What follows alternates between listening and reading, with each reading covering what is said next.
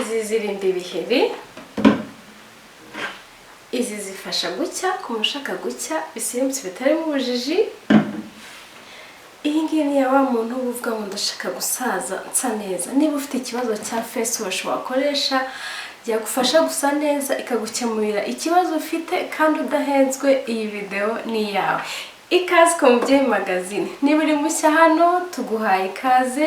Nge ndibahizi Umutesi Lydia. Niba utarakora subscribe yikore nonaha kugira ngo tugumane ku Mubyeyi Magazine. Muri aka kanya rero ngiye kukwereka face wash wakoresha niba ufite ibiheri, niba ushaka kugira agapo gakeye gasa neza kakandi ubona gashayininga, nanone niba ushaka gukoresha ibintu birimo anti aging cyangwa se collagen. Twihuse rero, hano bafite face wash ya mbere ni marque ya Dr. Rachel, akaba ari face wash irimo amakara ifasha gupurifiya skin yawe igasa neza. Amakara ndayemera, amakara narayakunze cyane ku muntu ufite po yiyenza ihwana ibiheri ndetse na ya po y'amavuta.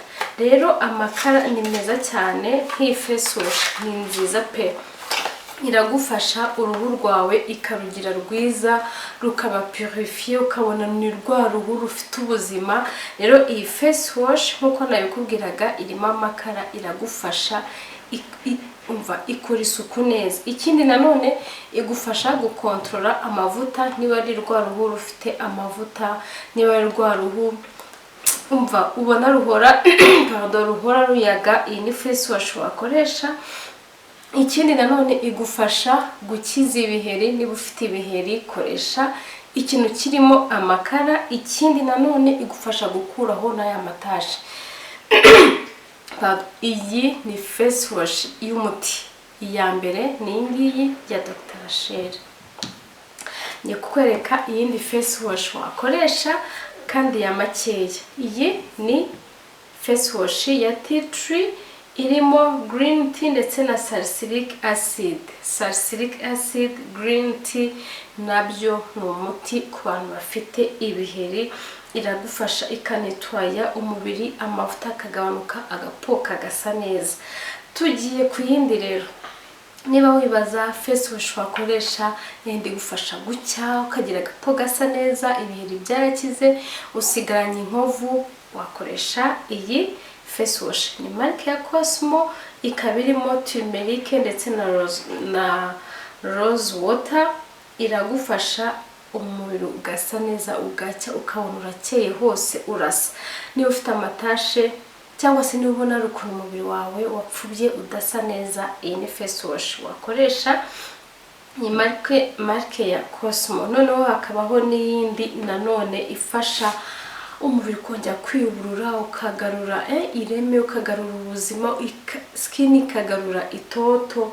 Ni iyi ngiyi wakoresha, nayo irimo turmeric, ikabamo n'izindi ingredient, harimo amahoze, harimo sando, harimo licorice.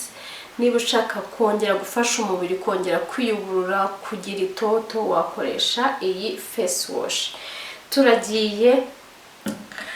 Tugiye kugera ku bantu batangiye gukura, batangiye kwiyitaho, bakeneye face wash irimo collagen kugira ngo umubiri uhorane itoto. Iyi ni face wash, ni marque ya Miss Sweet, ikaba irimo collagen. Iragufasha umubiri ugacya, ugasa neza, bya bindi bisirimutse bitarimo ubujiji, ariko nanone ukabona umubiri nubwo uri mature ariko ufite ireme, urafatika, ntabwo ari wa mubiri wakwedutse. Rero niba ukeneye face wash wakoresha, waba ushaka ikintu kirimo collagen, waba ushaka ikintu kirimo gikesha gituma umubiri wongera ugasa neza, waba ushaka face wash ifasha umubiri kuba renouvelé ukongera ukiyuburura, waba ushaka face wash gukiza ibiheri, karibu cyane muri Let's Shine. Turabifite kandi ku giciro cyiza cyane. Izi ni face wash wakoresha zidahenze, za face wash rwose zigura makeya pe. Twihuse rero, reka mbabwire ibiciro, murabikunda. Iyi ya Dr. Rachel ni 15. Hanyuma iyi nayo ya tea tree na green tea nayo ni 15. hanyuma iyi yindi yindi igufasha gucya irimo agatimerike nayo ni 20. hanyuma iyi yindi irimo turmerike yindi igufasha kugarura itoto nayo ni 20. hanyuma na collagen ya 15. shop yacu rero iherereye muri Mike umuryango A25 muri Let's Shine muri Mike hasi muri basement. shop ni Let's Shine ikorera muri Mike umuryango A25 muri basement. duharanire kubaho neza ndetse no kugira ejo hazaza hacu heza, tumenye uko twita ku mubiri wacu, tumenye icyo tuyikarabya no muri budget ntoya twaba dufite. ariko niba utarakora subscribe ku Mubyeyi Magazine uyikore, ukore like, ukore share, hanyuma tugumane ku Mubyeyi Magazine. murakoze cyane, naho utaha. Bye.